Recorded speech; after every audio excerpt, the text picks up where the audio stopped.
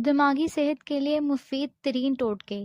پوری دنیا میں طرح طرح کے دماغی اور نفسیاتی امراض تیزی سے بڑھ رہے ہیں، اور ماہرین کہہ رہے ہیں کہ الزائمر اور ڈیمنشیا جیسے مرض تیزی سے سر اٹھا رہے ہیں۔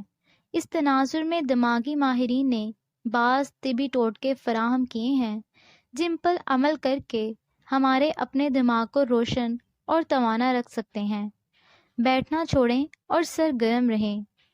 ٹرینٹی کالج ڈبلن سے وابستہ ماہرین اینی کیلی کہتی ہیں کہ جاگنے کے بعد 85% وقت کچھ نہ کچھ کرتے رہیں اور اپنے آپ کو سرگرم رکھیں۔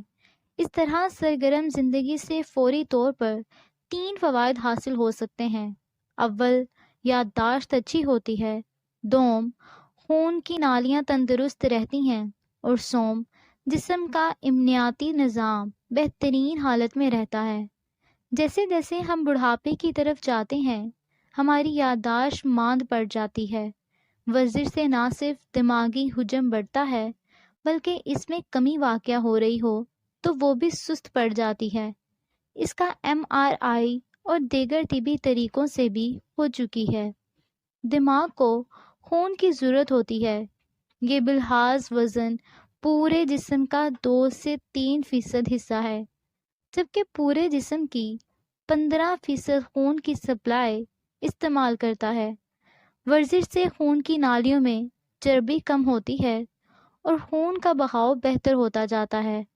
اسی طرح دماغی افعال منظم انداز میں کام کرتے ہیں اور یادداشت مضبوط رہتی ہے، جس سے فائدہ یہ ہے کہ جسم کے قدرتی دفاعی نظام ورزش سے بہتر ہوتا جاتا ہے اور یوں ہم بیماریوں سے بچ سکتے ہیں۔ باغبانی کے مفید اثرات۔ اگر آپ کو بڑھاپے کی جانب گامزن ہیں تو اپنے لان کو باغبانی کی جگہ میں بدل کر اسے خاموش شفا خانہ بنایا جا سکتا ہے۔ پھولوں اور پودوں کی افزائش اور دیکھ بھال سے دل و دماغ پر گہرے اثرات مرتب ہوتے ہیں۔ بالخصوص ڈیمنشیا کے مریضوں کو اس سے بہت فائدہ ہو سکتا ہے۔ اسے ہارٹ کلچرل تھراپی کا نام دیا گیا ہے۔ بعض تحقیقات سے معلوم ہوا ہے کہ اس کے مثبت نتائج پر 10 ہفتوں میں ظاہر ہونا شروع ہو جاتے ہیں۔ آلودگی سے دور رہیں۔ فضائی آلودگی اور دماغی اثرات پر اچھی خاصی تحقیقات ہو چکی ہیں، اس لیے ضروری ہے کہ پرفضا مقام پر رہائش اختیار کی جائے۔ اس سے قبل فضائی آلودگی سے حاملہ خواتین اور بچوں پر بھی منفی اثرات پڑتے ہیں۔ بلڈ پریشر اور ذیابیطس پر قابو پائیں۔